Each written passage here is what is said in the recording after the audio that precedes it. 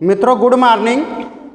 आज मित्रों हम लोग फसलों पे तापक्रम का क्या महत्व है इसके बारे में आज हम लोग अध्ययन करेंगे। सर्वप्रथम मित्रों हम आज टमाटर के बारे में जानना चाहते हैं। मित्रों आपने टमाटर में देखा होगा कि लाल रंग होता है, वह लाल रंग जो है लाइकोपीन के कारण होता है। तो मित्रों टेम्परेचर का कृषि के क्षेत्र में इतना ज़्यादा महत्व है, जो लोग नहीं जानते वो लोग उस चीज़ को इग्नोर करते हैं। लेकिन देखिए टेम्परेचर का कितना बड़ा महत्व है। यहाँ पे देखिए मित्रों, टमाटर में फल सेटिंग तभी होगी जब night temperature more than 10% degree centigrade होगा, अर्थात जब रात का तापक्रम 10 डिग्री सेंटीग्रेड से अधिक होगा तभी टमाटर का फल जो है वह सेट होगा, अन्यथा नहीं होगा। दूसरे पॉइंट आप देखिए, fruit set stops. Fruit set नहीं होगा जब night temperature less than 30 degree centigrade हो जाएगा, अर्थात जब रात का तापक्रम 13 डिग्री सेंटीग्रेड से कम होगा तब भी फ्रूट सेट नहीं होगा। देखिए गर्मियों में मित्रों आपने देखा होगा कि हमें अक्सर लाल टमाटर दुकान पे नहीं मिलता है, पीले रंग के ही टमाटर मिलते हैं।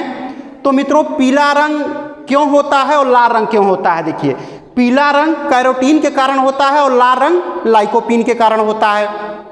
देखिए मित्रों यहाँ टेम्परेचर का कितना बड़ा महत्व है।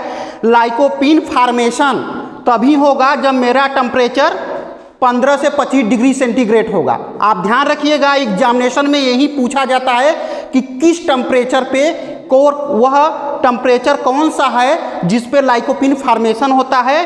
तो लाइकोपीन फॉर्मेशन टेम्परेचर है 15 से 25 डिग्री सेंटीग्रेड। अब गर्मियों में आप देखे होंगे कि टेम्परेचर 40 डिग्री सेंटीग्रेड के ऊपर चला जाता है। मित्रों यही कारण है जो आपको टेम्परेचर से साफ साफ दिखाई दे रहा है कि no lycopene formation less than 10 degree centigrade and more than 40 degree centigrade.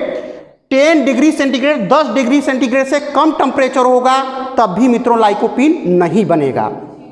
More than 40 degree centigrade, 40 degree अर्थात 40 डिग्री सेंटीग्रेड के ऊपर भी टेम्परेचर चला जाएगा तो भी लाइकोपीन फॉर्मेशन नहीं होगा।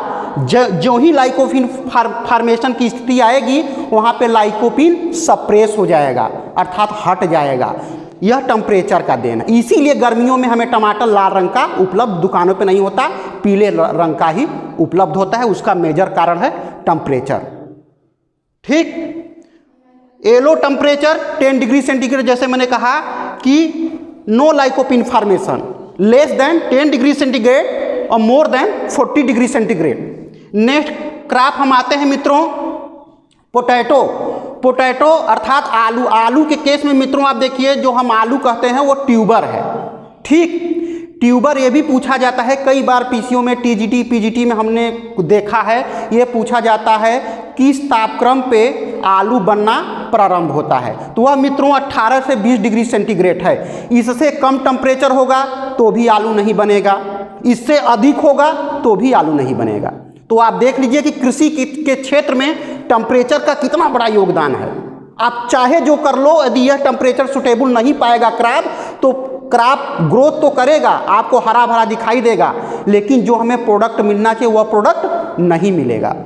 दूसरी बात, आलू में स्प्राउटिंग हो जाती है, जिसे गांव घर में आज सभी लोग कहते हैं कि आलू अखुआ गया है, आलू जम गया है।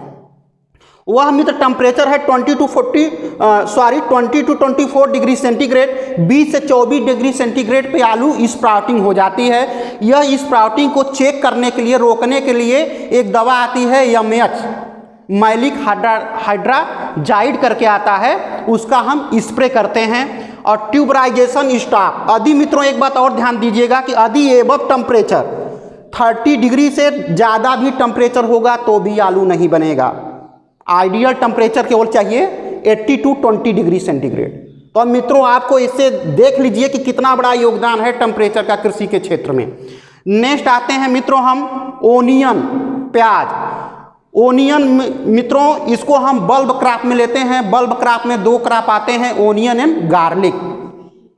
बल्ब फॉर्मेशन के लिए मित्रों 20 टू 25 डिग्री सेंटीग्रेड होना चाहिए। इसी टेम्परेचर पे प्याज बनेगा, इससे मित्रों ज़्यादा होगा टेम्परेचर तो भी बल्ब फॉर्मेशन नहीं होगा, इससे बिलो जाएगा तो भी बल्ब फॉर्मेशन नहीं होगा। आप जान लीजिए ideal temperature 20 to 25 degree centigrade होना ही चाहिए।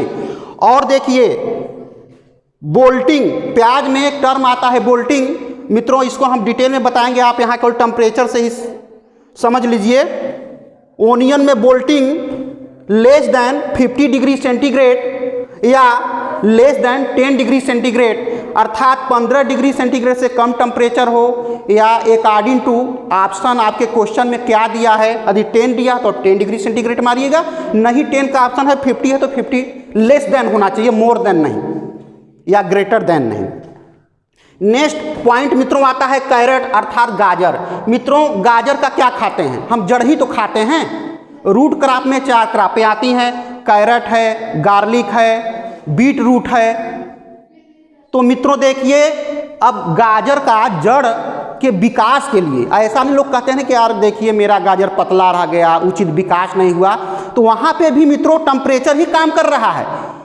आइडियल रूट डेवलपमेंट के लिए टेम्परेचर कितना चाहिए, 15 to 21 डिग्री सेंटीग्रेड। और मित्रों एक बात और ध्यान रखिएगा, यह एक बार नहीं कई बार हमने पीसीएस में टीजीटी पीजीटी का पेपर मैंने हल किया है, मेरे मित्रों के द्वारा जो मिला था उसमें मित्र यह भी पूछ देता है कि किस टेम्परेचर पे गाजर में उचित रंग का विकास होता है, तो वह भी मित्र है 15 to 21 डिग्री सेंटीग्रेड, अर्थात 15 से 21 डिग्री सेंटीग्रेड तापक्रम।